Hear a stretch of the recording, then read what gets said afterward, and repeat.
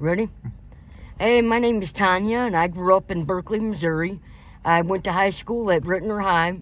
I'm not married, no kids.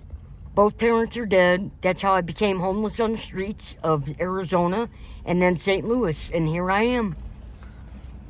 Describe your childhood growing up. My childhood was good growing up. Um, I was, not. I got into trouble and stuff, some trouble as a kid, and stuff. I wasn't a very good daughter to my mom, and stuff like that. And I wasn't a very good sibling to my siblings. I'll admit that. Why not? What was going on?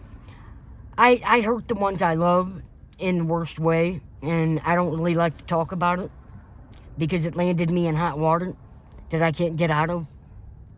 What schools did you go to? You said what schools? I went to Holman Elementary, Cross Keys Middle School, and Rittner High. What happened after high school? I dropped out in 9th grade and never went back. I never got my GED. Okay, now what happened after that? What you do? I went to work for a little bit at a couple different places. I got let go because I couldn't keep up, and then I started drawing SSI money for my vision. Okay, describe after school. What made you drop out? Somebody brought a gun in the cafeteria and opened fire on the cafeteria, and they shut down my Phase 2 programming, my special school programming, and it made me drop out, and I never went back to get a GED. Were you involved in any substances, any alcohol? I'm involved in substance use now. Yeah. Who introduced you to that?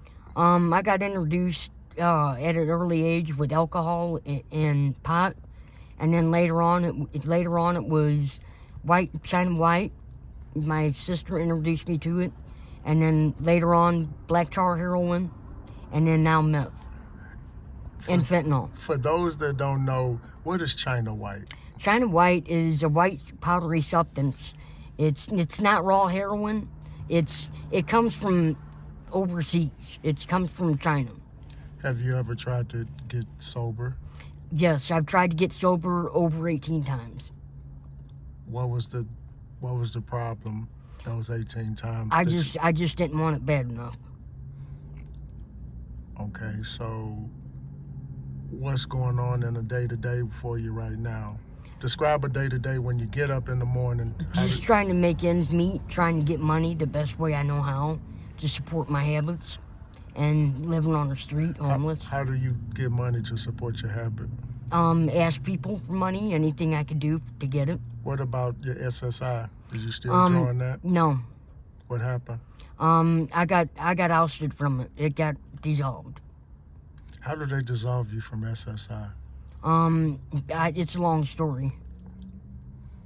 So, both your parents passed, and that caused you to be homeless. How did that situation, what caused you to be homeless after your parents passing? They were my home, and I went to go live with my sister, and then I went to go live with my boyfriend in town in Arizona. We ended up splitting up, and then from there I became homeless. Okay. And then moved back to Missouri and homeless on the streets here. So what about your sister? What's your relationship like with your sister? I don't have one. I don't have one with any of my siblings. What caused the rift in the relationship with your sister? Just different beliefs. Yeah. Okay. Describe life in Arizona. How was Arizona? Pretty good. It was easier to be homeless on the streets of Arizona than Missouri. What jobs have you held over your lifetime? Waitressing, working as a factory person, temp agency. Yeah, that's about salad bar at Ponderosa. What stopped you from waitressing? Because that's good money. That's cash money. I couldn't keep up with none of it. I just couldn't keep up. Was the habit too much? No, I physically could not keep up. I mentally and physically could not keep up. So, are there any agencies that you go to seek assistance? Any shelters? No. Nobody can help you out here? No. No. There are no shelters that will take you? No. Have you tried? Yes. Which ones have you tried? St. Patrick's. I was at St. Grace for a little bit, and then I ended up leaving there.